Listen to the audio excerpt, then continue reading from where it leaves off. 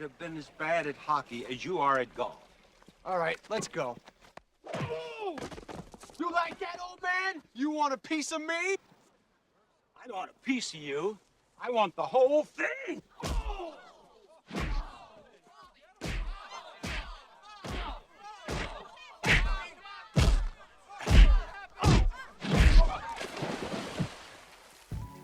Happy Gilmore, the 1996 cult classic that turned Adam Sandler into a household name, was about a hockey guy entering the gentile world of golf and the chaos that ensued.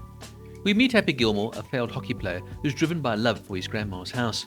His foul-mouthed, manic temperament lands him on the golf course and into the pros. The story was born from Sandler's real-life pal, Kyle McDonough, a hockey player with a golf swing from another planet. That hockey wrist power was the film's core idea. Enter Chubbs, played by the late Carl Weathers, a one-armed ex-golf pro, and the ultimate villain, Shooter McGavin, played by the wonderful Christopher McDonald, who almost passed on the role twice, but later changed his mind after a golf round with Sandler. The film was made on a modest $12 million budget, but it went on to gross $41 million worldwide, becoming quite profitable. But it's more its cult status, when it was later released on home video, that made it an iconic film of the 90s.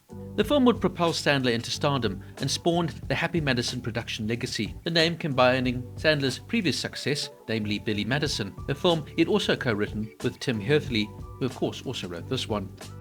Now of course this film is littered with cameos, most notably Bob Barker, most famous for being the host of The Price is Right. Barker was initially hesitant to cameo in the film, especially upon learning that he'd actually have to have a physical fight with Adam Sandler. But he then agreed when he learned that he'd actually win the fight and insisted on doing his own stunts because he'd been trained in Tang Soo Do by Chuck Norris.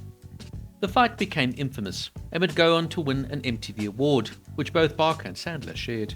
The film would be shot in and around Vancouver and would be directed by Dennis Dugan, who would become a frequent collaborator with Adam Sandler in future films.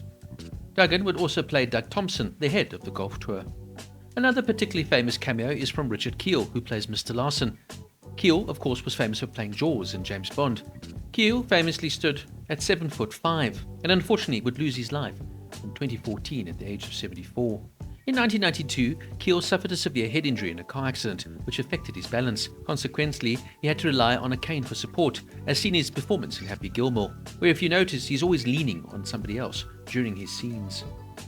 Chubb Peterson's missing hand was an in-joke referencing Carl Weathers' Predator role, where of course he loses an arm. Carl Weathers reportedly injured his back during the fall scene, causing pain for years afterwards. Lee Trevino cameoed as a silent golf legend, but later regretted participating due to the profanity used in the film. And the Happy Swing? Well, that was tried by real-life golfers, most famously by Padraig Harrington, and even led to the Supreme Court of Nova Scotia liability ruling after a bachelor party accident. And Morris the alligator, who portrayed Chubbs' nemesis, passed away in May 2025 at over 80 years old. Sandler paid tribute to his co-star's quirky personality on set in Happy Gilmore 2. Though initial critics' reviews were mixed, audiences and especially golfers really embraced the film. Today the film holds a 62% on Rotten Tomatoes, but has a strong cult legacy. And grateful fans still got to celebrate the film's irreverent spirit, especially with Happy Gilmore 2 being released in 2025. Now look, Happy Gilmore is fundamentally childish and rather downright silly, but that's exactly its appeal. Its unique, gritty underdog story about disrupting golf's staid prestige with a hockey swing. And of course it was packed with cameos, from the Barker Brawl to Richard Kiel to of course the late Carl Weathers, ironically appearing in a film that would be probably one of his most famous roles, other than of course playing Apollo Creed in the Rocky series. The film is packed with big laughs and creative originality. Yes, it's silly, yes, it's over the top, and no, if you don't like Adam Sandler's childish take of the grown-up petulant child man, then no, this one is not for you. But the film is neatly packed into a 92-minute run, and with some fantastic performances here from the likes of Carl Weathers, but a real stand-up performance from Christopher McDonald as Shooter McGavin, this film really does play off 90s nostalgic comedy. Yes, some parts of it may have dated, but overall, this is really one of those films where you turn your mind off, relax, sit back, and just have a good old-fashioned laugh.